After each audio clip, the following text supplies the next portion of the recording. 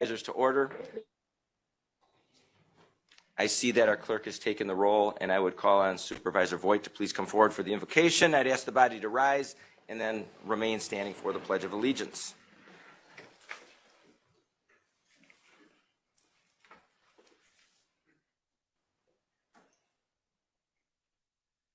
Prayer for unification. We invite you, God of peace, to preside over this gathering of the Wood County Board. Give us unity of spirit, even if our beliefs disagree. Assist us in listening politely as others offer their points of view. Assist us in working as a cohesive team to combine ideas for a successful conclusion. Assist us in working as a group rather than as individuals pursuing their own interests. May there be a feeling of friendship in this room as we work together on our common goal, to make Wood County a better place to live, work, and raise our families. Amen. Amen. Amen. Please join the Pledge of Allegiance. I pledge allegiance to the flag of the United States of America and to the republic for which it stands, one nation, under God, indivisible, with liberty and justice for all. Thank you. Looking for a motion to approve the minutes of the previous meeting by Hamilton, second by LaFontaine. Any discussion on the minutes? Any discussion? All in favor, please signify by aye. Aye. And opposed, and that motion carries. We have no excusals today, no resignations, no appointments or reappointments. Do we have any public comment today? Do we have any public comment? None? And I'm going to step down here for a minute. We do have an acknowledgement and recognition today. And I think this person's probably been recognized a few times at committee meetings as we've gone forward over the last month, because our dispatch manager, Lori Heidemann, gave us plenty of warning that she was working towards retirement. Now, some of you were here when we went through the monumental change of going to a single dispatch center countywide, and that was not an easy change. There was a lot of difficulty. And Lori was here during that period of time, and that was a time when we had Marshfield dispatchers and Wisconsin Rapids dispatchers and every other description you could have, and they had to pull this together as Wood County dispatchers. And Lori's one of the people who kind of led that charge in that room at that time. She did a tremendous job. Lori was hired as a dispatcher here, corrections officer, in 2002. She was promoted to a lead dispatch position in 2007, moved back into a dispatcher position in 2008. So you can see, down, up, down, real great career path there. I'm not sure, Laura, what you were looking at that particular time. And then in 2013, about 10 years ago, she was promoted to the position of dispatch manager. Now, when you're the dispatch manager, that is, let's just go back to, let's say you work in dispatch, 20 years. That's kind of like a 40-year career, because that really is a 24/7, 365, day-a-year job. There is no downtime, and especially when you're the manager. Those calls come in the middle of the night. I can't tell you how many times over the years Lori called me. It could be 10, 11, 12, 3 in the morning, and I was in bed, so the disruption wasn't that bad, but she's probably in the dispatch center dealing with those issues. So Lori, your service to our county has been long, it's been meritorious. I heard every single department head at those committee meetings over the last month laud your service to the county. So on behalf of the Wood County Board of Supervisors, for your 21 years of faithful service to the people of Wood County, I would like to present you this plaque. I'd also like to extend our gratitude and our thanks for that career. So if you please come forward and get this. And while Lori's there on the way up here, we thought, what do we get Lori? And I thought, Lori has been the vice president of the Association of Wisconsin Snowmobile Clubs forever.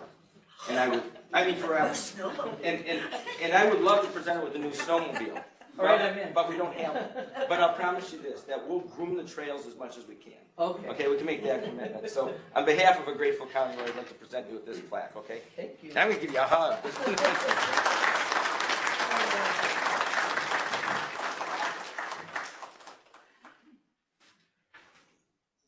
Can you hear me?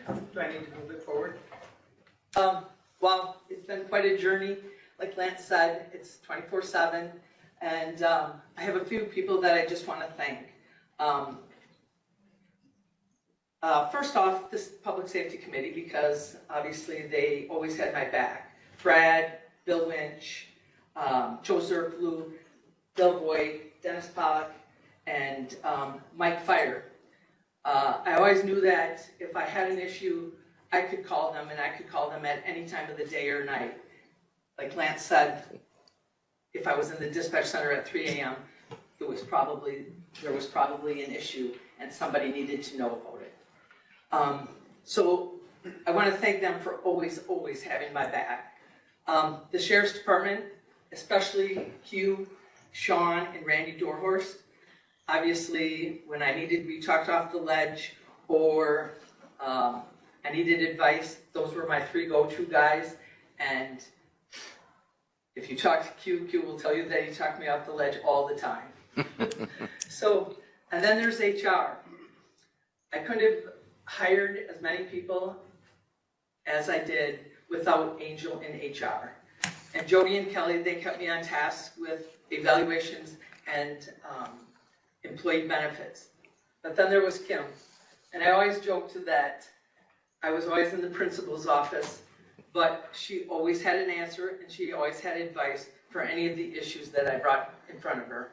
And for that, Kim, thank you.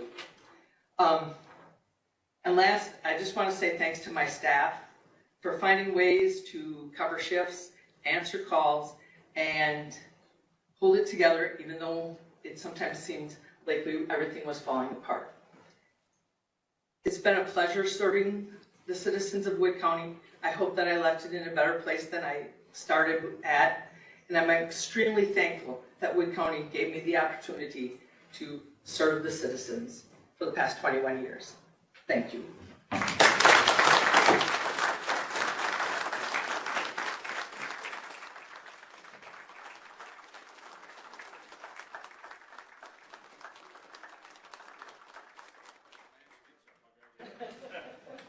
Lori, we'll miss you. I'm sure you're not going to be a stranger, but we'll try to build upon the legacy which you started there and continue the improvement in that dispatch center. It's been an honor to have worked with you the last 21 years. Thank you. Okay, moving forward, this is kind of unusual. Referrals on page 7 of your packet. There are none. That hasn't, I don't think, ever happened before. All right, let's go right into the packet. Page 8 and 9, the Operations Committee minutes from January 5th. On page 10, the comments from the Office of the Clerk. Pages 11 through 16, the Human Resources Department monthly letter of comments. And then on page 17, we have an update from the Treasurer's Office. Employee Wellness on 18. And then that brings us to the first resolution in the packet on page 19, and I ask the clerk to please read the resolution. This will be Resolution 23-1-1 to amend the 2022 County Clerk Elections budget for expenditures unanticipated during the original budget process. Fiscal note, no additional cost to Wood County. The additional expenditures are funded by the designated fund balance for elections. The adjustment to the budget totals $115,000. I have a motion by Hamilton, a second by Roser. Discussion. Any discussion? I ask you to please vote.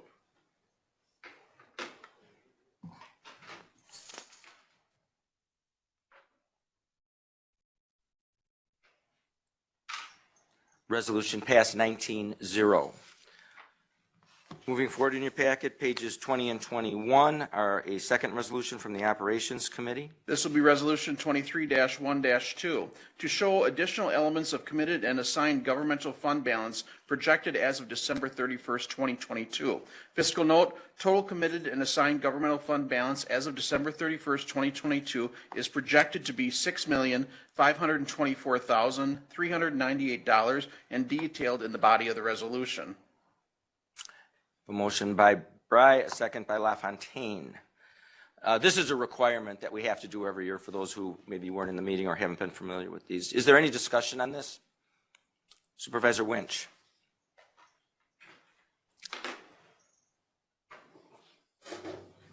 Thank you, Mr. Chairman. How much, I have some questions. How much does this require money? So I'm not sure what the question was. Supervisor, Ed Newton, would you want to answer all these questions, though, exactly, specifically to the report itself? How much are what, Bill? Borrowed? Ed, why don't you go answer all that? How much was borrowed money? This would be borrowed. This is not really what this report reflects, but This report does not reflect any of the borrowed money. No, there's no borrowed money in this. No more borrowed money from grants or anything like that. Ed, why don't you go to the microphone? Thank you. As far as grant monies, I haven't looked to see how much for each one would be grant money. I'm sure there's some grant money in some of these functions, so there are. I don't know the exact number, but this is kind of a housekeeping where we show committed or assigned funds for these various accounts that are going to carry over to the next year. So when I look at this bill, I can see there's probably some of this in here that was, could have been grant money. It could have been money that came from bonding, but it's money that's been committed for particular projects. And it's just an accounting of that. Is that a fair assessment, Ed? Okay, I'm glad that was the question. Can that money that's assigned be used for anything? These monies are designated for these departments. So when we say committed, they're committed to these departments for their various operations and projects. So there's special funds that we carry the money over towards each year, depending on what they receive and what they spend, so they can use it for the following year for various operations and projects. Okay. My assumption would be, Peter, correct me, but by amendment, the board could probably reallocate those dollars within that department if they so desired. But this is, at this particular snapshot, this point in time, this is what those monies are committed for.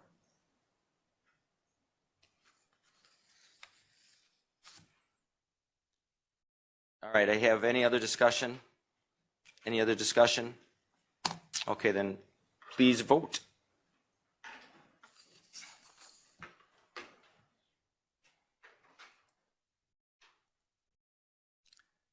That resolution passed 18-1. 18-1. Dude, you can't abstain, dude. That was a no vote?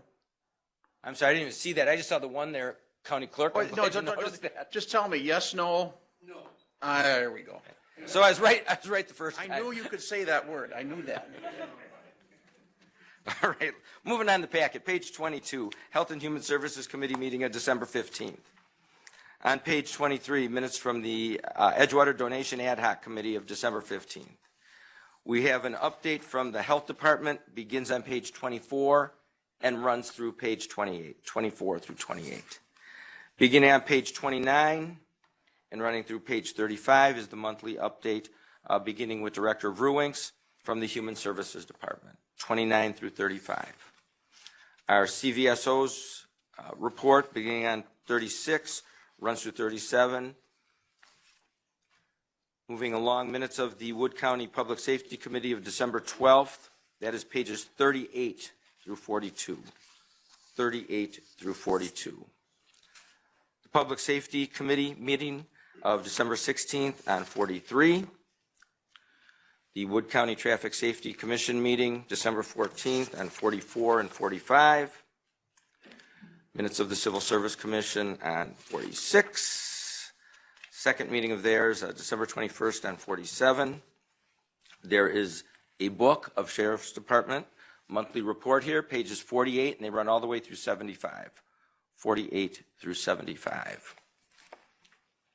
And then on page 76, we have a resolution brought forth by the Public Safety Committee. This will be Resolution 23-1-3, to amend the 2023 Sheriff's Department budget to include 2022 unspent funds for vehicles that were ordered and not received during the original budget process. Fiscal note, no additional cost to Wood County. The source of the funding is unspent funds from the 2022 budget of the Sheriff's Department, and it totals $126,974. I have a motion by Supervisor Zerflu, a second by Supervisor Voigt. Is there any discussion? Any discussion? Okay, please vote.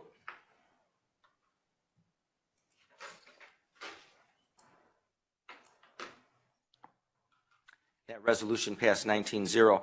Supervisor Zerflu, would you like to make an introduction of your new dispatch manager at this time? He was sitting back there a minute ago. May we approach? Sure. It's just my past life, you know, I like to be up here. And there will be bingo after my speech. Okay, we are very, very happy to have Tony Ashton as our new manager of the dispatch center. He spent a long time, started out in dispatch, if I'm correct, Tony, and then worked for the sheriff's department, and now he's back with dispatch. So I'd like Tony to say a few words, and then we'll make it official. I didn't really know I was doing this today, but we'll go ahead with it. Supervisor Lewis, I've known him since I started dispatching in '06. I actually came over as a part of the combined dispatch that occurred, I think, in '06, early in '06. I came on board in November of '06. Lori, who was presented earlier, was one of my FTOs through that whole process, so I learned from her, and here I am, 16 years later, learning again. So hopefully continue just to provide the service being provided now that I think adequately for the county, and improvements I'm sure can be made, and we'll look to get those made and move on from there. And I look forward to the input from Supervisor Flew and the rest of the Public Safety Committee with getting that handled. I understand I already have one item of which to address. Supervisor Hamilton brought up at the Public Safety meeting earlier this month, so I'll be looking into that, and I have some information on it. I'll continue to look into it and get their report as soon as I can. With that, I thank you and look forward to continuing to work for Wood County for another 16 years and get my plaque done. Thanks, Tony. Wanted to put you on the spot and see how you performed under pressure. So thank you very much, and good luck in your new position. And Tony is also a fellow Blackhawk.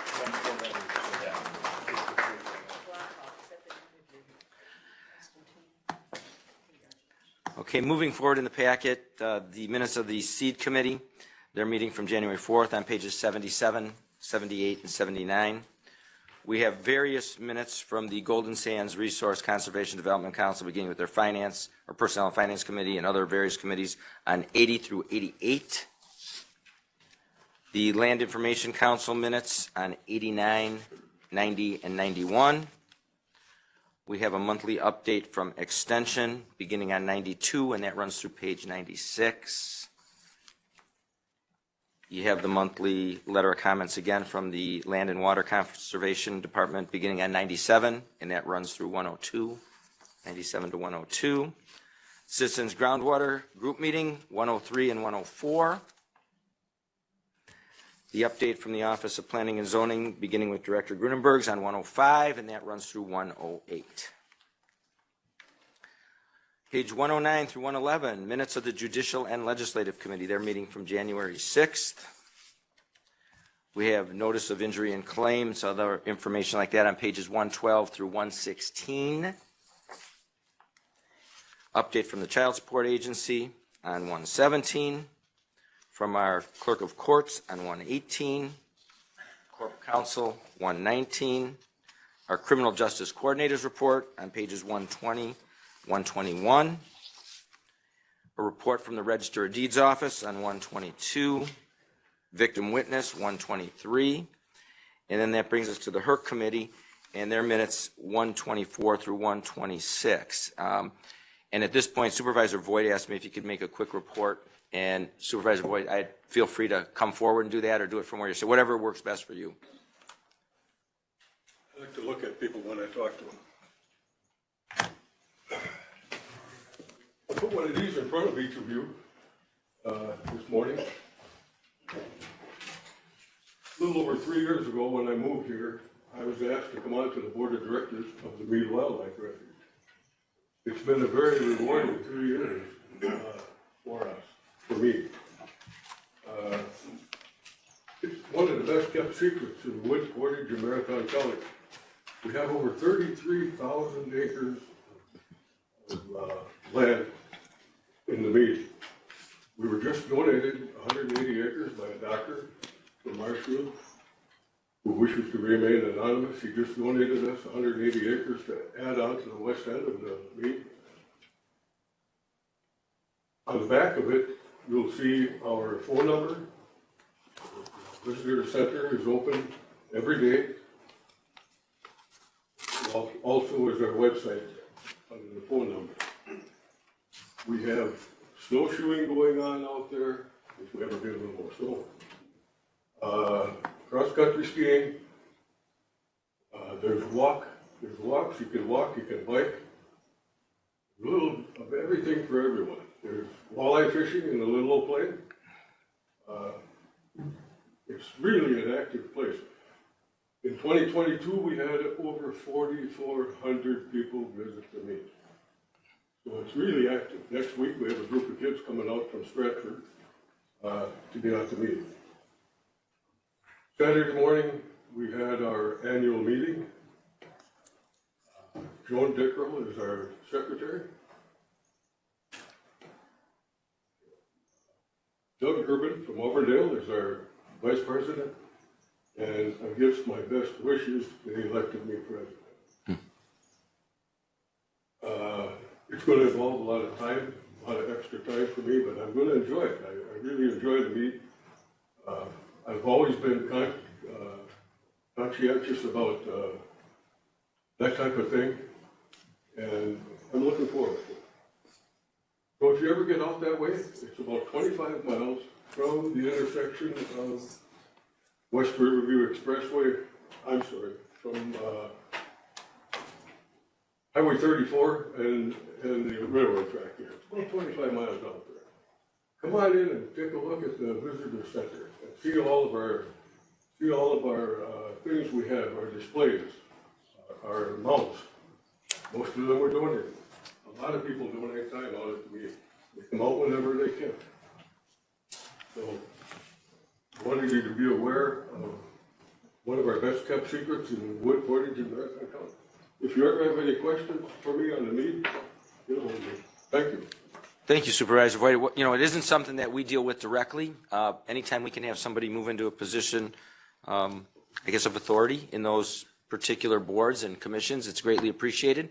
And it is a tremendous resource for our county, another recreational opportunity. So, Supervisor Voigt, thanks for the report. So I kind of ran that into the report of the Highway Infrastructure and Recreation Committee on 124 to 126. Any questions there?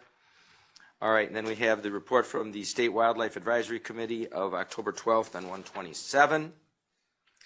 We have the report from the Highway Department beginning on 128, and that runs through 132, 128, 132. We have the report from the Park and Forestry Department, 133 through 137.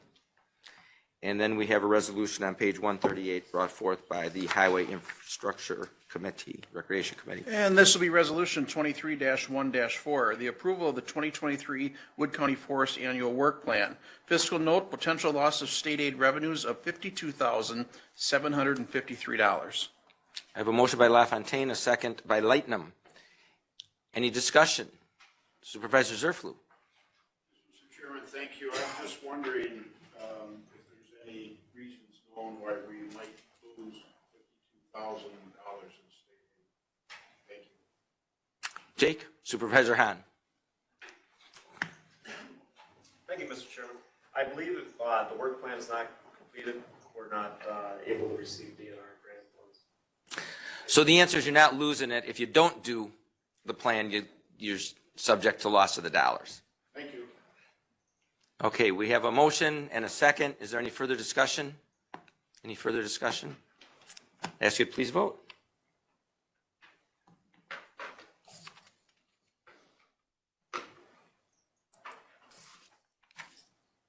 The resolution passed 19-0.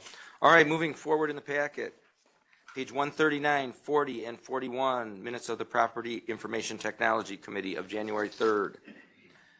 the report from that department, 142 through 145. 42 through 145. Letters of comment from the facilities manager on 146.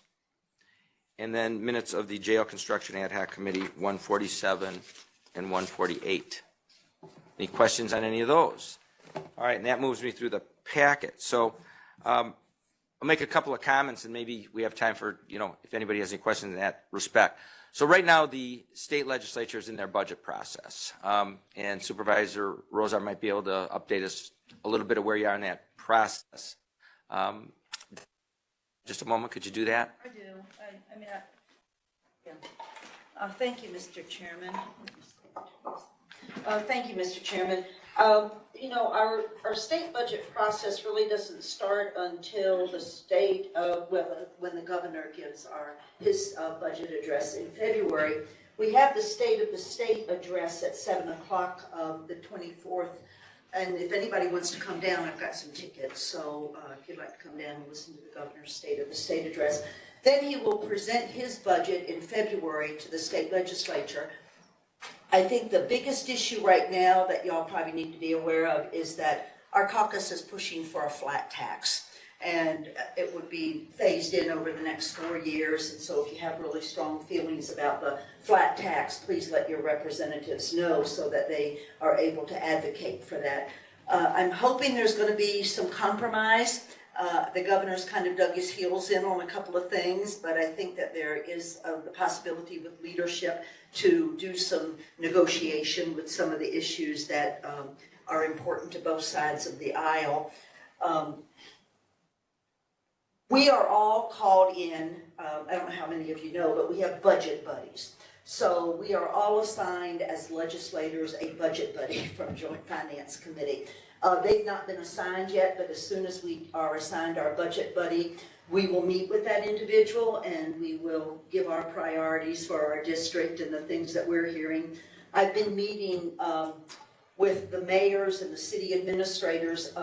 Some of y'all may know I picked up Jackson County in the 69th Assembly District, and so I was in Black River Falls yesterday meeting with police and fire chiefs and city administrators, and got to go to the Jackson County Board meeting last night, so that was a lot of fun. And so I'm hearing from all of those people, so if you have budget priorities. The other thing I'd like to say is that I've been appointed as chair of the Family Law Committee. Now that's an interesting, I have to come talk to you. But that deals with adoption, foster care, divorce, custody, parental rights, grandparents' rights, fathers' rights, all of those things that have to do with family law. And I'm also vice chair of the Health Committee. So was very excited about my committee assignments. And we will be working on pieces of the budget that are important to those committees. So the process is just beginning. Last week was our really first full week there, Tuesday, Wednesday, and Thursday. And I would just please tell you all, if you have things like at the city that you want me to advocate for, I'm hearing the same thing from everybody. Staffing, money, shared revenue, tax limits, levy limits, things like that. But if you've got something different from that, we need to hear from you. I have put in to have a joint finance hearing in my district. We have accommodations both at the UWSP at Marshfield and the Lucille Tax Center in Spencer. They both have enough seats to host a JFC hearing. So if we have a JFC hearing in our little district here, it would be great if you all could come and also give your comments when JFC goes on the road. So that's kind of my update, and I'd like to hear from you if you have priorities. Thank you. Yeah, thank you, Supervisor Rosa. And that was the point I was trying to get across. They are in this process. The official documents have not rolled out yet, but there's some pretty aggressive changes to state funding, both in shared revenue, in taxation, and some of the others that are being rolled out. I've seen some of these documents as they've come through our offices down there. So the point is, if you have input, if there's some area you have particular concern in, this is the time to do it. So, get a hold of your legislator, get a hold of anybody who might help you. Supervisor Lightnum, you had a comment. Yeah, thank you, Mr. Chairman. So, not sure how to address you as Assemblywoman Rosa or as Supervisor. Okay, so Donna,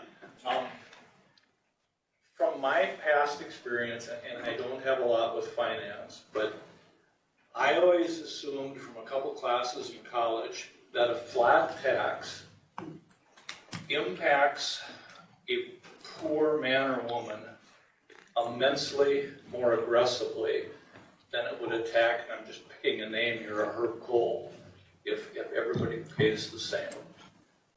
Saying that, I think I'm opposed to a flat tax. Okay, so anyway, that process is ongoing, as well as in Washington. So last week I was out in D.C. Meeting with some of the federal officials. We're out there Tuesday through basically the weekend.